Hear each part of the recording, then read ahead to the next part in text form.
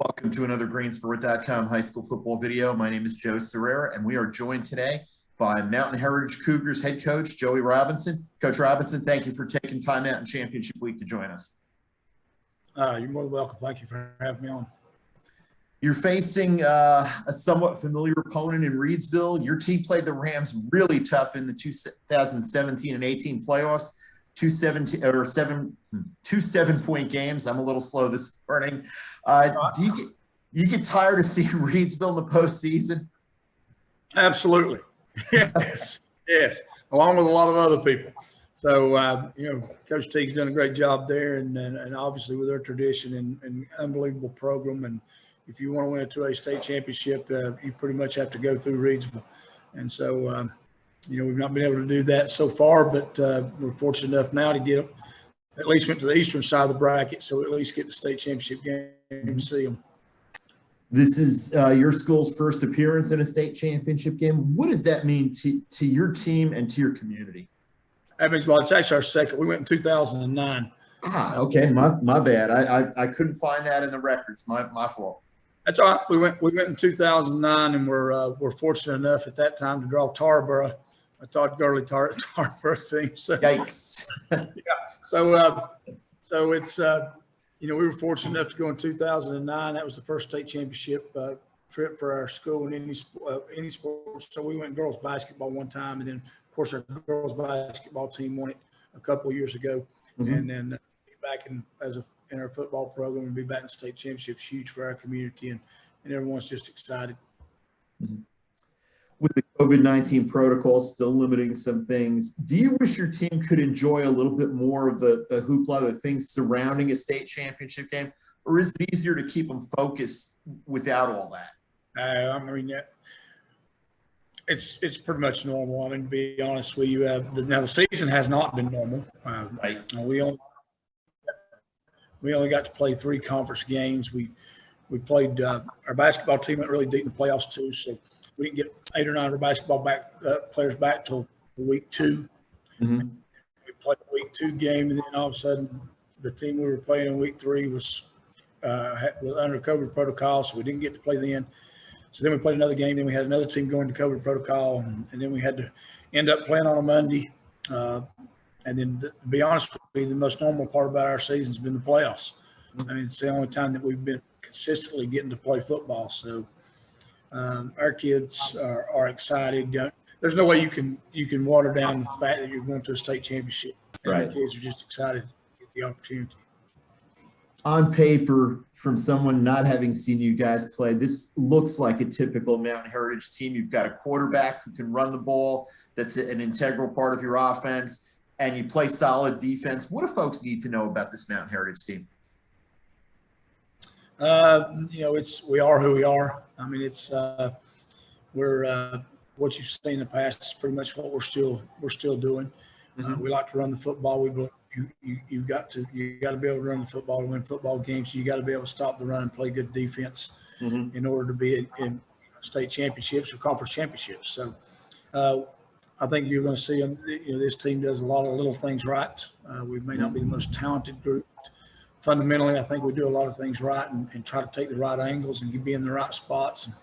And we got to play penalty free, and we've got to not have any turnovers. And so we got to play really clean in order to have an opportunity to be in this game. Who are some of the players for your team that folks should be watching for? Obviously, your quarterback, Gabe Silver's a lot of what you do runs through him. But who else? And tell us a little bit about him, too, if you would. Well, he's a junior, unbelievable kid.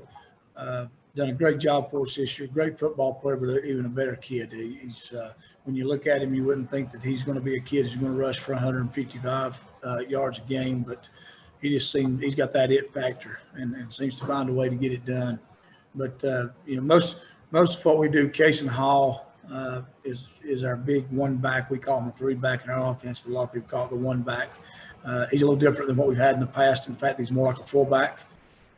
He's 230-pound kid back there and does a lot of great things for us, not just carrying the football, but blocking. He's also our middle linebacker on defense and our leader on the defensive side of the ball. So he's typically, he's our speaking captain, and leader of our football team. And then Logan Higgins is our wing back. We'll talk. He's 6'5", 230-pound kid who is the most unselfish kid I've ever coached in my life. I mean, he don't care if he gets the ball one time. He just wants to block and help us win. And so, those are some of our keys up front. Grady Brooks has done an unbelievable job for us on the offensive and defensive side of the ball. Been a great player for us. But in general, we've always believed that we win with offensive line play. And if we don't win up front, then we're probably not going to win the game. What do you see from Reidsville when you look at them on film? I know you've seen a lot of film of them over the years. I mean, what do you see, and how do they compare to some of the Reidsville teams that you faced? Well, I mean, we don't like what we see, obviously. We've tried to compare. I don't know that, in 2016, I mean, they were so dominant up front. I mean, defense. I mean, they were size-wise and everything else. 2016 was just such a complete team. 2017 and 18 wasn't much of a drop-off. This year's team, I think, probably are skill-wise, in the skill positions, maybe better than any team I've seen them have. I mean, they have a lot of weapons and run. I mean, speed-wise. And then, of course, up front, we've seen some of these kids. A lot of these kids played back when we played in 2018. I mean, they were young kids then. We faced Penix at quarterback then. I think he was a sophomore. And then, Breon was there playing against us. And then number 50, the defensive lineman. Ty Rankin, yeah. Yeah, his brother was the linebacker, and he was the defensive lineman. I'm glad his brother's gone, but his little brother's still there. So, we've seen a lot of these kids. They've just grown and gotten much bigger and faster.